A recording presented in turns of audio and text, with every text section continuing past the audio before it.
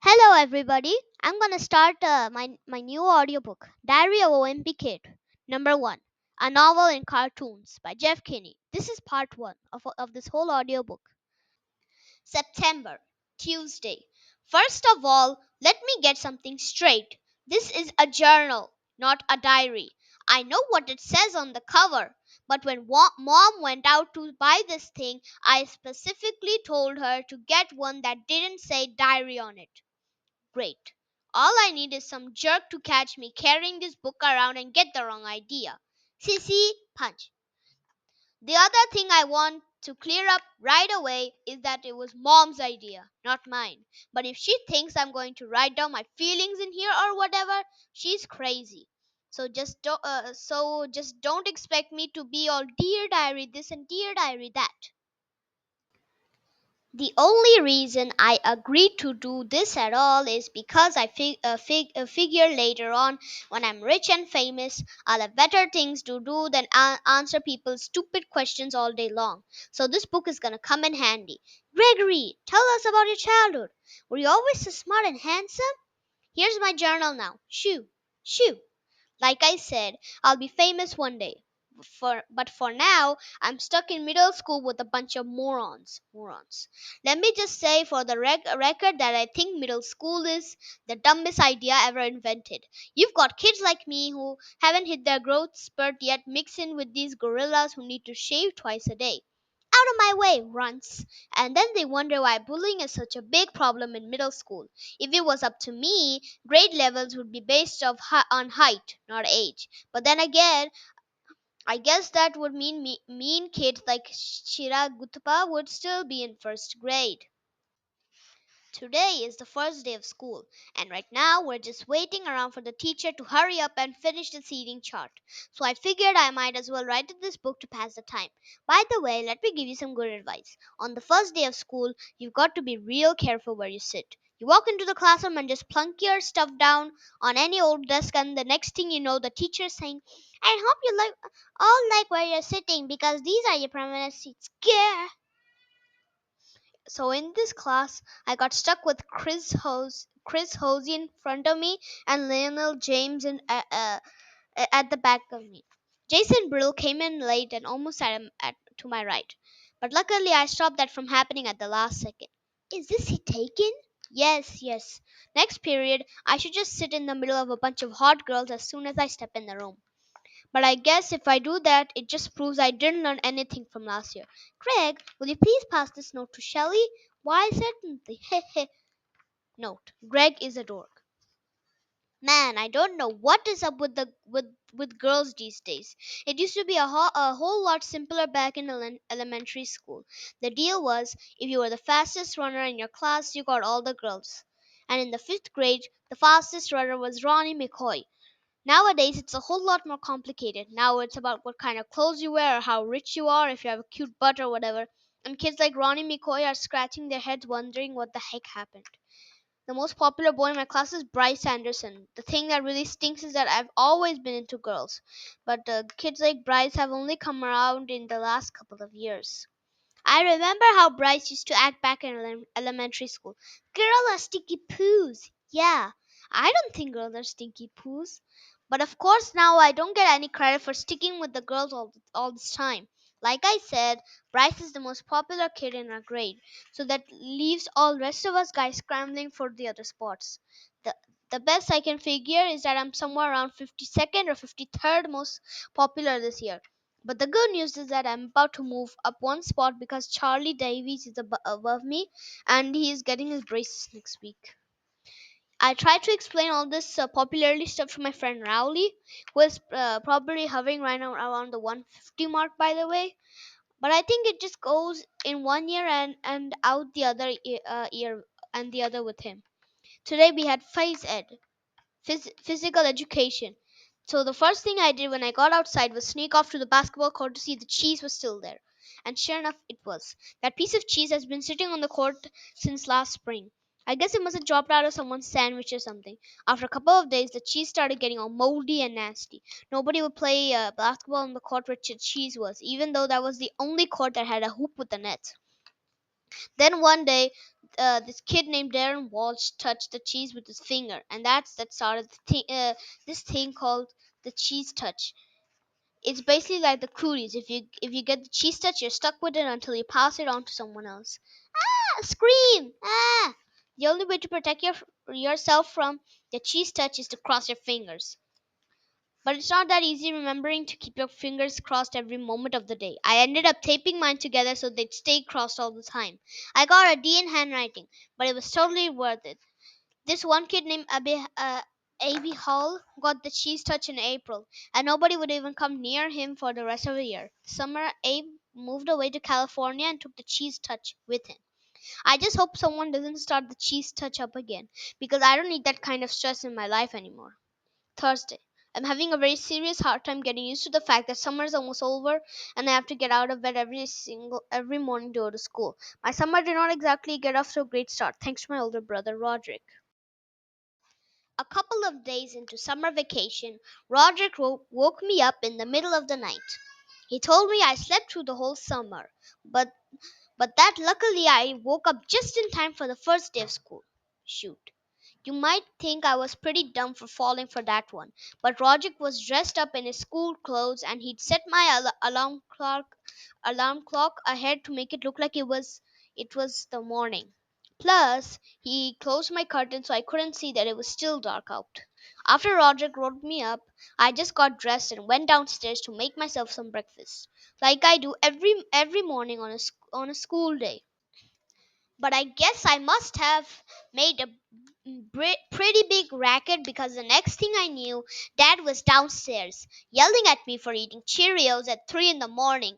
It took me a minute to figure out what the heck was going on. After I did, I told Dad that Roderick had played a trick on me, and he was the one that should be getting yelled at. Dad walked down to the basement to chew Roderick out, and I tagged along. I couldn't wait to see Roger get what's coming to him. But Roger covered up his tracks pretty good. And to this day, I'm sure Dad thinks I've got a loose or something. Friday. Today at school, we got assigned to read two reading groups. They don't come right out and tell you if you're in the gifted group or the easy group, but you can figure it out right away by looking at the covers of the books they hand out. Einstein as a child. Pink says boo. I was pretty disappointed to find out I got put in the gifted group because that just means a lot of extra work. When they did the screening at the end of last year, I did my best to make sure I got put in the easy group this year. Fred picked up the book. Phew, thanks. Mom is real tight with our principal, so I'll bet she stepped in and made sure I got put in the gifted group again. Mom is always saying I'm a smart kid, but that I just don't apply myself. But if there's one thing I learned from Roderick, it's to set people's expectations real low, so you end up surprising them by practically doing nothing at all. Roderick, I want your dirty underwear off the kitchen table before I get home from work.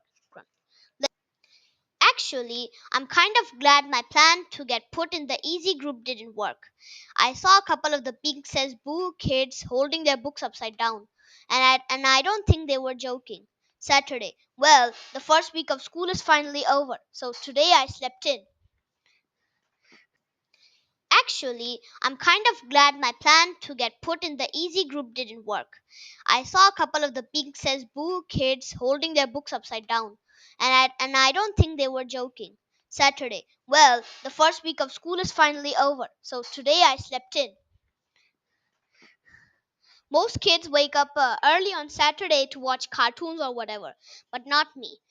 The only reason I get out of bed at all on weekends is because eventually I can't stand the taste of my own breath anymore. Smack, smack.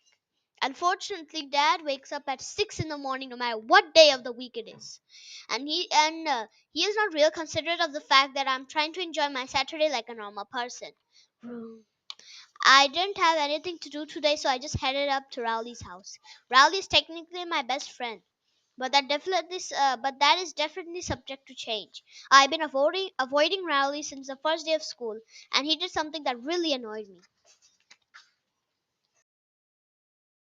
our stuff from the lockers at the end of the day. And Rowley came up to me and said, "Want to come over to my house and play?" I have told Rowley at least a billion times that now that we're in middle school, you're supposed to say hang out, not play. But no matter how many noogies I gave him, he always forgets the next time. I've been trying to be a lot more careful about my image ever since I got to middle school. But having Rowley around is definitely not helping. I met Rowley a few years ago when he moved into my neighborhood. His mom bought him this book called How to Make Friends in New Places, and he came to my house trying all those dumb gimmicks. Knock knock. Huh? There must, excuse me? There must be some way to tickle your funny bones. Say what? I guess I kind of felt sorry for Owly, and I decided to take him under my wing. It's been great having him around, mostly because I get to use all the tricks Roderick pulls on me.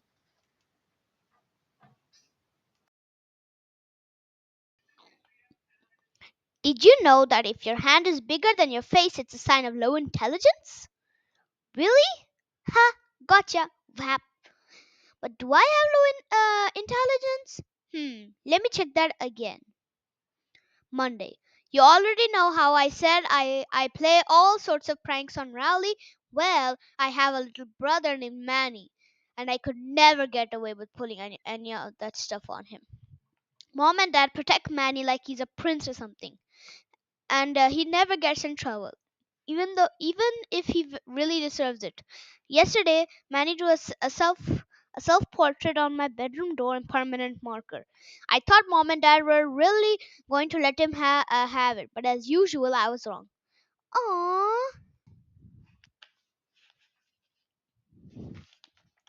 But the thing that bugs me the most about Manny is the nickname he has for me. When he was a baby, he couldn't pronounce brother, so he started calling me Bubby, and he still calls me that now, even though I keep trying to get Mom and Dad to make him stop. Luckily, none of my friends have found out yet, but believe me, I have some really close calls. Happy birthday, Greg. Hey, this one says it's to Bubby. Must be a mistake. Toss. Mom makes me help Manny get ready for school in the morning. After I make Manny's breakfast, he carries his bowl into the family room and sits on his plastic potty. C is for Cookie and Cookie is for me. And when it's time for him to go to daycare, he gets up and dumps whatever he didn't eat right in the toilet. Mom is always getting on me for not finishing my breakfast. But if she had to scrape cornflakes out of the bottom of a plastic potty every morning, she wouldn't have much of an appetite either. Tuesday. I don't know if I mentioned this before, but I'm super good at video games. I'll bet I could beat anyone in my grade head to head. Unfortunately, Dad does not really exactly appreciate my skills. He's always getting me about going out and doing something active. So tonight after dinner, when Dad started hassling me about going outside, I tried to explain with video games you can play sports like football and soccer, and you don't even get all hot and sweaty. But as usual, Dad didn't see my logic. Dad is a pretty smart guy in general, but when it comes to common sense, sometimes I wonder about him. I'm sure Dad would dismantle my game system if he could figure out how to do it. But luckily, the people who make these things make them parent proof. Every time Dad kicks me out of the house to do something sporty, I just go up to Rowley's and play my video games there. Unfortunately, the only games I can play at Rowley's are car racing games and stuff like that. But whenever I bring a game up to Rowley's house, his dad looks it up on some parent's website. And if that game has any kind of fighting or violence in it, he wouldn't let us play. I'm getting a little sick of playing Formula One racing with Rowley because he's not a serious gamer like me. All that you have to do is beat Rowley, his name in your car, something ridiculous at the beginning of the game, and then when you pass Rowley's car, he just falls to pieces. Wahaha! Anyway, after I got done mopping the floor with Rowley today, I headed home. I ran through the neighbor's sprinkler a couple times to make it look like that was all sweaty, and that seemed to do the trick for that. Whew. But my trick kind of backfired because as soon as mom saw me, she made me go upstairs and take a shower. Wednesday. I guess dad must have been pretty happy with himself for making me go outside yesterday because he did it again today. It's always getting really annoying to have to go up to rallies every time I want to play video game. There's this weird kid named Fregley who lives halfway between my house and Rowley's, and Fregley is always hanging out in his front yard, so it's pretty hard to avoid him. Want to see my secret Freckle? No thanks. Fregley is in my physical education class at school, and he has this whole made-up language.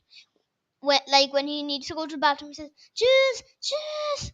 Us kids have pretty much figured Fregley out by now, but I don't think the teachers have really caught on yet. Okay, kid. Gee whiz. Today, I probably would have gone up to Rowley's on my own anyway, because my brother Roderick and and his band were practicing down the basement. Roderick's band is really awful, and I can't stand being home when they're having rehearsals.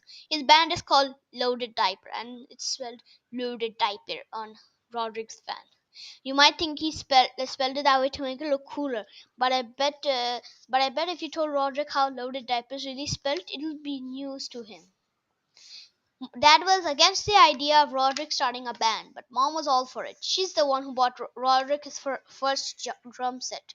I think Mom has this idea we're all gonna learn to play instruments and then become one of those family bands like you see on TV. Dad really hates heavy metal. That's the kind of music Roderick and his band play. I don't think Mom really cares about what Roderick plays or listens to because to her all music is the same. In fact, earlier today, Roderick was listening to one of his CDs in the family room, and Mom came in and started dancing.